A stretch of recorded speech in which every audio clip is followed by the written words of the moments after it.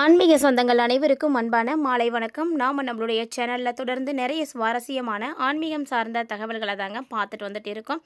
அந்த வரிசையில் இந்த பதிவில் நம்ம என்ன பார்க்க போகிறோம் அப்படின்னு பார்த்தீங்கன்னா, வரக்கூடிய அமாவாசையை பற்றின சுவாரஸ்யமான தகவல்களையும், பொதுவாக அமாவாசை அப்படிங்கிறது எவ்வளவு முக்கியத்துவமான நாள் அப்படின்றத பற்றியும் தான் பார்க்க போகிறீங்க.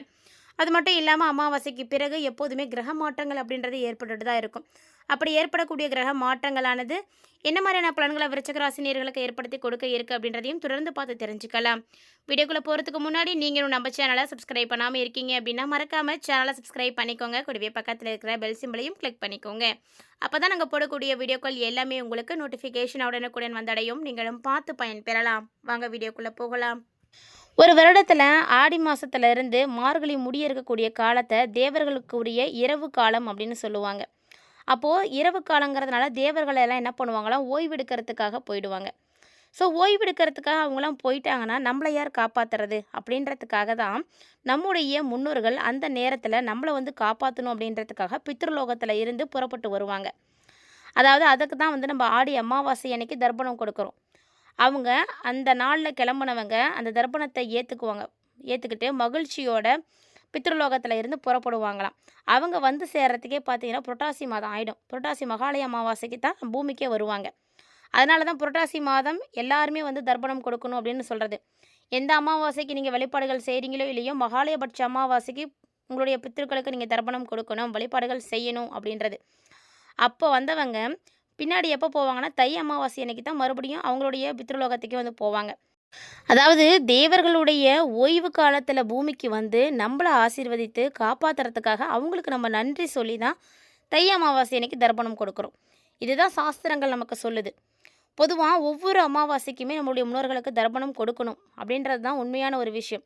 அப்படி ஒவ்வொரு மாதமும் செய்ய முடியாதவங்க தான் இந்த ஆடி அமாவாசை, புரட்டாசி அமாவாசை, தை அமாவாசை இந்த 3 அமாவாசையில் மட்டுமாவது அவசியம் வந்து தர்ப்பணம் கொடுக்கணும் அப்படின்னு சொல்கிறது.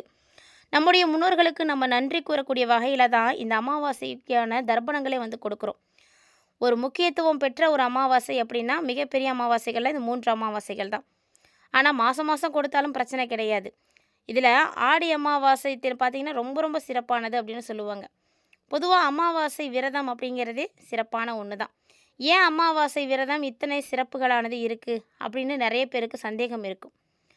அதாவது அமாவாசை அப்படிங்கிறது நம்மளுடைய முன்னோர்களுக்காக நம்ம ஒதுக்கப்பட்ட நாள். அமாவாசை தினத்தில் முன்னோர்களுடைய ஆசி கிடைக்கணும் அப்படிங்கிறதுக்காக தான் விரதமே நம்ம இருக்கிறோம். அப்படி விரதத்தை நீங்கள் யாரெல்லாம் வந்து இருக்கிறீங்க? ஒரு சிலருக்கு சந்தேகம் இருக்கும், இந்த அமாவாசை விரதம் யாரெல்லாம் இருக்கணும் அப்படின்னு கூட. ஏன் அமாவாசையில் பித்ருக்களுக்கு நம்ம தர்ப்பணம் செய்யணும் அப்படின்னு கூட நிறைய சந்தேகங்கள் இருக்கும். குறிப்பாக பெண்கள் அமாவாசை விரதம் வந்து இருக்கலாமா, அது சரியா தப்பா அப்படின்னு பெண்களுக்கே வந்து நிறைய சந்தேகங்கள் இருக்கும். பொதுவாக தர்ப்பணம் சிராத்தம் ரெண்டுக்குமே வேறுபாடுகளானது இருக்குது. ஒருவர் இறந்த அதே நாளில் சிராத்தம் வந்து செய்யப்படுறது கிடையாது. இதுபோல் பல அமாவாசைகள் குறித்த சந்தேகங்கள் இன்னுமே வந்து இருந்துகிட்டே இருக்குது அப்படின்னு தான் சொல்லணும். ஆனால் இந்த பதிவில் இந்த சந்தேகங்கள் எல்லாத்துக்கும் உடைய தீர்வை நீங்கள் தெரிஞ்சுக்க போகிறீங்க. அதனால் வீடியோ உங்களுக்கு ரொம்பவே யூஸ்ஃபுல்லாக இருக்கும். ஸ்கிப் பண்ணிடாமல் தொடர்ச்சியாக பார்த்து பயன்பெறுங்க. முதல்ல நம்ம தர்ப்பணம் கொடுக்கறதுக்கும் சிராத்தம் செய்கிறதுக்கும் இருக்கக்கூடிய வேறுபாடு என்னன்றதை தெரிஞ்சுக்கலாம். தர்ப்பணம் கொடுக்கறது சிராத்தம் செய்கிறது ரெண்டுமே வந்து வேறு வேறு தான். ரெண்டும் ஒன்றும் கிடையாது. தர்ப்பணம் அப்படிங்கிறது ஒவ்வொரு மாத அமாவாசை தினத்திலும் முன்னோர்களுக்கு நம்ம கொடுக்கக்கூடியது. அதாவது முன்னோர்களை நினைத்து எள்ளும் தண்ணீரும் இறைத்து பசுமாட்டுக்கு அகத்திக்கீரை, வாழைப்பழம், வெல்லம் எல்லாம் கலந்த அரிசி இதெல்லாம் வந்து உணவாக கொடுப்போம். அப்படி செய்யும் பொழுது முன்னோர்களுடைய ஆசி கிடைக்கும் அப்படின்னு சொல்லுவாங்க. இல்லைனா முன்னோர்களுக்கு படையல் போட்டு அந்த சாப்பாட்டை காக்காய்க்கு வச்சுட்டு வழிபாடுகள் செய்கிறது, இதுக்கு தான் பேர் தர்ப்பணம் கொடுக்கறது. ஆனால் சிராத்தம் அப்படிங்கிறது என்னென்னா, ஒருவருடைய இறப்புக்கு பிறகு அவர் இறந்த அதே திதியில் வருஷம் கோவில்லையோ அல்லது வீட்லேயோ வழிபாடு செய்கிறது தான் சிராத்தம். இப்போ உங்களுக்கு தெரிஞ்சிருக்குன்னு நினைக்கிறேன், தர்ப்பணம்னா என்ன, சிராத்தம் அப்படின்னா என்னென்னு. திதியெல்லாம் எப்படி பார்க்கணும் அப்படின்னா, ஒருவர் இறந்த பிறகு அவர் இறந்த அந்த நாளில் வரக்கூடிய திதி, அதுக்கு அடுத்த வருடத்தில் அவர் இறந்த அதே நாளில் வரக்கூடியது கிடையாது. கண்டிப்பாக மாறித்தான் வரும். ஒரு சிலருக்கு பார்த்தீங்கன்னா சில நாட்களுக்கு முன்னாடி வரும், ஒரு சிலருக்கு வந்து பின்னாடி வரும் அந்த திதி. ஆனால் அந்த நாளில் தான் இறந்தவர்களை நினைத்து நாம் சிராத்தம் செய்யணும். அவங்க இறந்த நாளை விட அவங்க எந்த திதியில் இறக்குறாங்களோ அந்த திதியில் சிராத்தம் செய்கிறது தான் ரொம்ப ரொம்ப முக்கியமானது. சொல்லப்போனால் முறையும் கூட அதுதான். ஆனால் பெண்கள் வந்து இந்த அமாவாசை விரதம் இருக்கலாமா இருக்கக்கூடாதா அப்படின்னு நிறைய பேருக்கு சந்தேகம் இருக்கும். பெண்கள் அமாவாசை விரதத்தை கண்டிப்பாக இருக்கக்கூடாதுங்க. அதுவும் திருமணமான ஒரு பெண்ணுக்கு தாய் தந்தை 2 பேருமே இல்லை அப்படின்னா அவருக்கு கணவர் இருக்கக்கூடிய பட்சத்தில் கண்டிப்பாக அவங்க இந்த விரதத்தை வந்து எடுக்கவே கூடாது. பெண்களுக்கு அப்பாவும் இல்ல, அம்மாவும் இல்ல அப்படின்னா கூட நீங்க எடுக்கக்கூடாது. உங்க கணவர் இருக்கக்கூடிய பட்சத்தில, அவர் இருக்கிற வரைக்கும் நீங்க எடுக்கக்கூடாது. அப்படி பெண்கள் எப்போது அமாவாசை விரதத்த எடுக்கணும் அப்படின்னா, கணவர் இல்லாத பெண்கள் மட்டும் தான் அமாவாசை விரதத்த வந்து எடுக்கணும். கணவரை நினைத்து அந்த அமாவாசையில நீங்க விரதத்த வந்து இருக்கலாம். யாரெல்லாம் அமாவாசை விரதம் இருக்கலாம் அப்படின்னு கூட சந்தேகம் இருக்கும். தந்தை இல்லாத ஆண், தாய் இல்லாத ஆண், இல்லைன்னா 2 பேரும் இல்லாத ஆண்மகன் நிச்சயமா அமாவாசை விரதம் இருக்கணும். அந்த நாள்ல உபவாசம் இருந்து எள்ளும் தண்ணீரும் நீங்க கண்டிப்பா இறைக்கணும். அது உங்களுடைய கடமை. ஆண் பிள்ளைகள் இல்லாத வீட்ல மனைவிக்காக கணவரும், கணவருக்காக மனைவியும் இந்த விரதத்த வந்து எடுத்துக்கலாம். தாய், தந்தை, சகோதரர்கள் இந்த மூவரும் இல்லாத பெண்கள் கோவில்கள்ல அவங்கள நினைத்து நீங்க அன்னதானம் அளிக்கலாம். இல்லைன்னா வீட்ல இலை போட்டு முடிஞ்ச வரைக்கும் நீங்க உணவு வந்து படைக்கலாம். அமாவாசை வந்து ஏன் பித்ருக்களுக்கு மட்டும் உகந்தது அப்படின்னு நிறைய பேருக்கு வந்து சந்தேகம் இருக்கும். அதாவது அந்த சந்தேகத்தையும் இதில் தீர்த்துக்கலாங்க. அமாவாசை அன்னைக்கு சர்வகோடி லோகங்கள் இருக்கக்கூடிய அத்தனை பேரும் பூமிக்கு வந்து புண்ணிய நதிகளில் வந்து சமுத்திரங்களை வந்து நீராடுவதா சாஸ்திரங்கள் வந்து சொல்லியிருக்கு. இந்த பிரபஞ்சத்தில் எத்தனையோ லோகங்கள் இருக்குது. அதில் மகரிஷிகள், முனிவர்கள், தேவைகளும் நம்மளுடைய பித்ருக்களும் அடங்குவாங்க. இப்படி இருக்கக்கூடிய அத்தனை லோகங்களில் இருந்து அமாவாசை நாளில் பூமிக்கு வரதுனால தான் அந்த நாளில் மனிதர்களை வந்து சிறப்பாக கொண்டாடணும் அப்படின்னு சொல்லியிருக்காங்க. அவங்க பிரிஞ்சிருக்காங்க அப்படின்றத தாண்டி அவங்களுடைய உயிர் பார்த்தீங்கன்னா இன்னும் வாழ்ந்துட்டு தாங்க இருக்குது. அதுதான் இந்து மத சாஸ்திரங்கள் நமக்கு வந்து சொல்லிகிட்டு இருக்கு, நம்பிட்டும் இருக்கும். பூமிக்கு வரக்கூடிய அந்த நாளில் அவங்கள நினைத்து நம்ம செய்யக்கூடிய வழிபாட்டு முறைகள் அவங்களுடைய ஆசைகளை நமக்கு பெற்றுக் கொடுக்கும் அப்படின்றதுனால நம்பிக்கை. இதை தாண்டி அமாவாசை அன்னைக்கு நீங்கள் இஷ்ட தெய்வங்களை வழிபாடுகள் செய்யலாம், குலதெய்வங்களை வழிபாடு செய்யலாம், அதிர்ஷ்ட தேவதைகளுக்கு நீங்கள் வழிபாடுகள் செய்யலாம், நட்சத்திர அதிதேவதைகளுக்கெல்லாம் வழிபாடுகள் செய்து பயன்பெறலாம். இப்போது அமாவாசையை பற்றி நிறைய விஷயங்களை நீங்கள் கண்டிப்பாக இந்த பதிவில் பார்த்துருப்பீங்கன்னு நினைக்கிறேன். அமாவாசையினுடைய முக்கியத்துவத்தை பார்த்த மாதிரி இந்த அமாவாசைக்கு அப்புறமா கிரக மாற்றங்களானது கண்டிப்பாக ஏற்படும் இல்லையா? அதனுடைய அடிப்படையில் விருச்சிகராசி நேர்களுக்கு எப்படி இருக்குது அப்படின்றதையும் நம்ம பார்த்து தெரிஞ்சுக்கலாம். விருச்சிகராசி நேர்களை பொறுத்த வரைக்கும் வரக்கூடிய அமாவாசைக்கு பிறகு உங்களுக்கு பல திருப்பு முனைகளானது ஏற்படும்.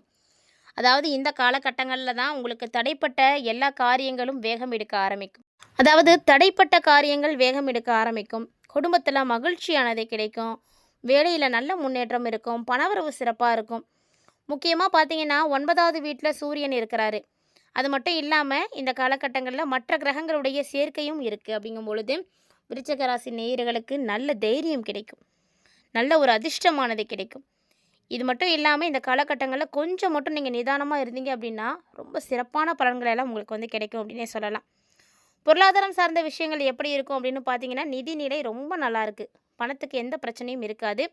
பணவரவை பொறுத்த வரைக்கும் உங்களுக்கு ரொம்பவே திருப்திகரமாகவும் இருக்கும். புதுசாக நீங்கள் ஏதாவது ஒரு விஷயத்தில் முதலீடுகள் செய்யறதுக்கான வாய்ப்புகளும் இருக்குது. அந்த வாய்ப்புகளும் உங்களுக்கு லாபங்களை கண்டிப்பாக ஏற்படுத்தி கொடுக்கும். இது மாதிரி இல்லாமல் இன்னும் நிறைய விஷயங்கள் உங்களுக்கு பாசிட்டிவாகவே நடக்க ஆரம்பிக்கும். வேலை, தொழில் இதெல்லாம் எப்படி இருக்கும் அப்படின்னு பார்க்கும் பொழுது பணியிடம் அப்படிங்கிறது உங்களுடைய திறமைக்கான இடமா இருக்கும்.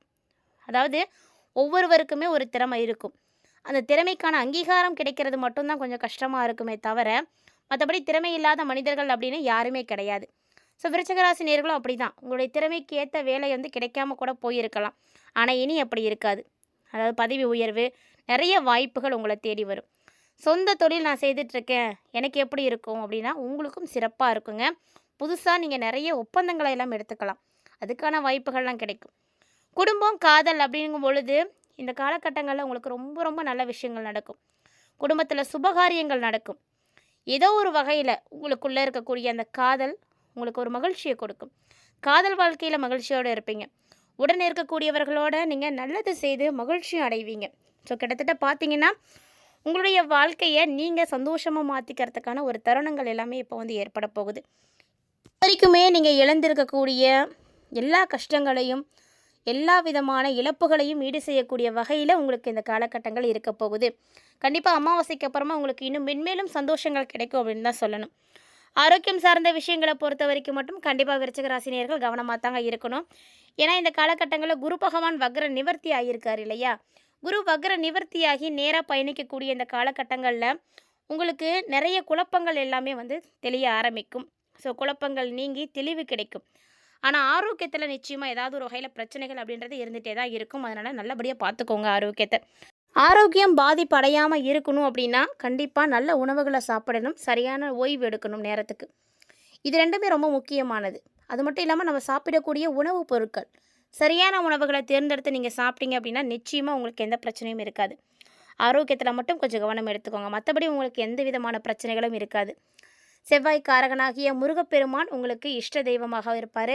ஸோ அவரை நீங்கள் தொடர்ந்து வழிபாடுகள் செய்துட்டு வரும் பொழுது நிறைய தடைகள் உங்களுக்கு வந்து விலக ஆரம்பிக்கும். மறக்காமல் இந்த பரிகாரத்தை மட்டும் செய்துக்கோங்க. இந்த வீடியோ உங்களுக்கு பிடிச்சிருந்தா லைக் பண்ணி ஷேர் பண்ணுங்கள், மறக்காமல் கமெண்ட் பண்ணுங்கள். மேலும் இது மாதிரி நிறைய இன்ட்ரெஸ்டிங்கான தகவல்களோட மற்றும் ஒரு தலைப்பில் சந்திக்கலாம்.